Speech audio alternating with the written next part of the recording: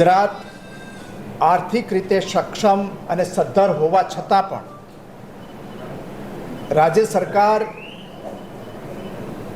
કરજ કરીને ઘી પીવે છે ને એટલા માટે જ અત્યારે જે આપણે બજેટ આવ્યું છે એ બજેટની અંદર લગભગ જે કરજ છે આપણું એ 4,17,000 કરોડ જેટલું થાય છે.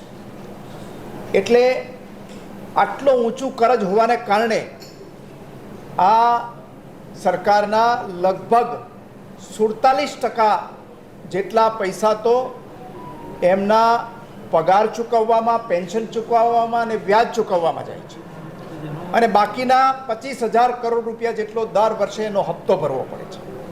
આવી સ્થિતિને કારણે આપણે ત્યાં છેલ્લા 2 વર્ષની અંદર એક પણ મેગાવોટનો જે આપણે આ રાજ્ય સરકાર હસ્તકના પાવર સ્ટેશનો છે એમાં વધારો કરવામાં આવ્યો નથી. એટલું જ નહીં, 30 વર્ષની અંદર આ જે ઇન્સ્ટોલ કેપેસિટી હતી રાજ્ય સરકાર હસ્તકના વીજ મથકોમાં 8,500 મેગાવોટ છે, એમાંથી માત્ર 30 વર્ષની અંદર 500 મેગાવોટનો વધારો કરી શક્યા છે.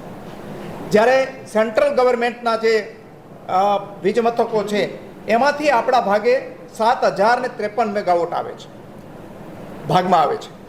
પરંતુ રાજ્ય સરકાર આપણા પોતાના જે પાવર સ્ટેશનો છે એ પૂરી ક્ષમતાએ ચલાવતા નથી, અથવા તો બંધ પડ્યા છે અથવા રિટાયર કરી દેવામાં આવ્યા છે. એને કારણે દર વર્ષે એવરેજ 15,000 કરોડ રૂપિયાની વીજળી ખાનગી જે ઉત્પાદકો છે એની પાસેથી મોંઘી વીજળી ખરીદી અને મોંઘી આપણે આપણા ગ્રાહકોને આપીએ છીએ. અને એને કારણે આ વીજ ક્ષેત્રની અંદર આખા દેશમાં સૌથી મોંઘી વીજળી મળે છે. એ ઉપરાંત સૌથી વધારેમાં વધારે 15% જેટલો વીજ કર પણ આપણે ઉઘરાવીએ છીએ. અત્યારે મોટા ઉદ્યોગ ગૃહોને જે રિન્યુએબલ એનર્જી, સોલાર અને વિન્ડ પાવર માટે કચ્છની અંદર લાખો હેક્ટર જમીન આપી દેવામાં, પાણીના ભાવે આપી દેવામાં આવી છે. આ જમીન બિડિંગ કરીને ટેન્ડરો મગાવીને આપવાની જરૂર હતી, એને બદલે માનીતાઓને આપી દીધી. એની સામે જે PM કુસુમ સી કોમ્પોનન્ટમાં ખેડૂતોને ઉત્પાદન કરવા માટે જે યોજના બનાવેલી હતી એ ખેડૂતોને બદલે પણ મળતિયા ઉદ્યોગપતિઓને એમણે વીજળી ઉત્પાદન કરવા દીધી છે. ખેડૂતના ભાગમાં કશું આવ્યું નથી.